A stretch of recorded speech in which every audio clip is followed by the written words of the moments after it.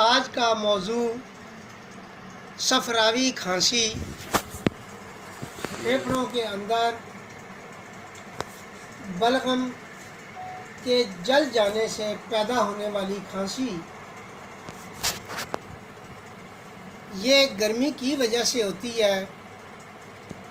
جو لوگ پانی کم پیتے ہیں یا گرم غذائیں زیادہ کھاتے ہیں انہیں یہ مرض لاحق ہوتی ہے۔ کھانستے ہوئے پھیپھڑوں کے اندر شدید چبھن پیدا ہوتی ہے اور کھانستے کھانستے بندے کا سانس رک جاتا ہے۔ یہ صفراوی کھانسی صفرا کی زیادتی، بلغم کی کمی اور حرارت کی تیزی سے پیدا ہوتی ہے۔ اس کے علاج معالجے میں سب سے سہل ترین چیز اصل اسوس ہے۔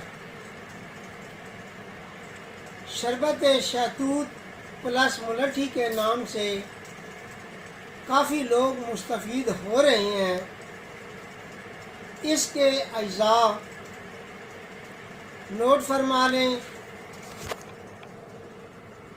سب سے پہلی چیز اصل اسوس، یہ ملٹھی کے نام سے پکاری جاتی ہے اور اس کا ایکسٹریکٹ بھی بازار سے مل جاتا ہے۔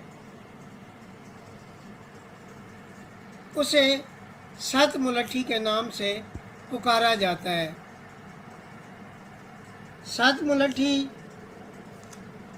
سماغ عربی کیکر کی گوند، دونوں برابر وزن۔ اس میں مغز بادام برابر وزن ملا کے اس کی گولیاں بنا لیں۔ تقریباً بنٹے برابر گولیاں ہونی چاہیے۔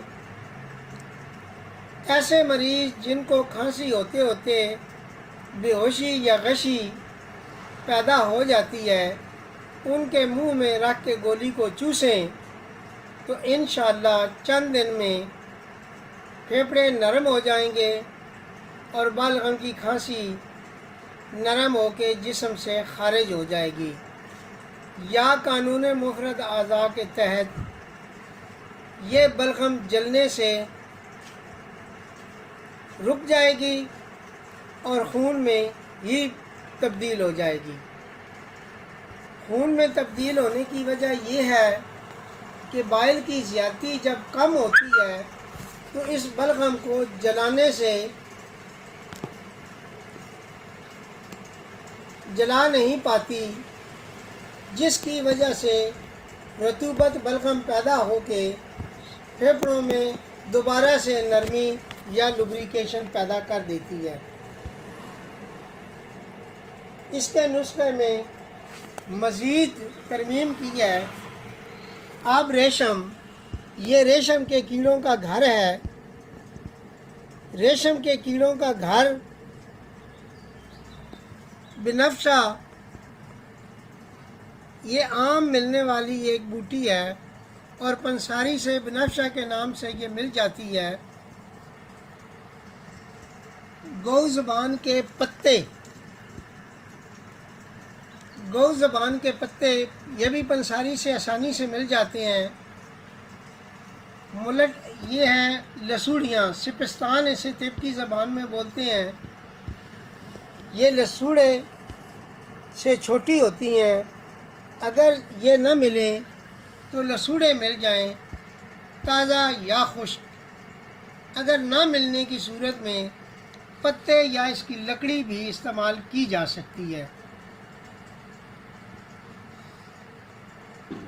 اس کا شربت بنا لیں اور صبح دوپہر شام یا ہر گھنٹے بعد ایک ایک چمچ چوس کے پی لیں تو انشاءاللہ ایک دن میں ہی یہ جلن یا چبھن پیدا کرنے والی کھانسی سے افاقہ ہو جائے گا۔ تمام معالجینوں کو السلام علیکم اور تمام مریضوں کے لیے دعائیں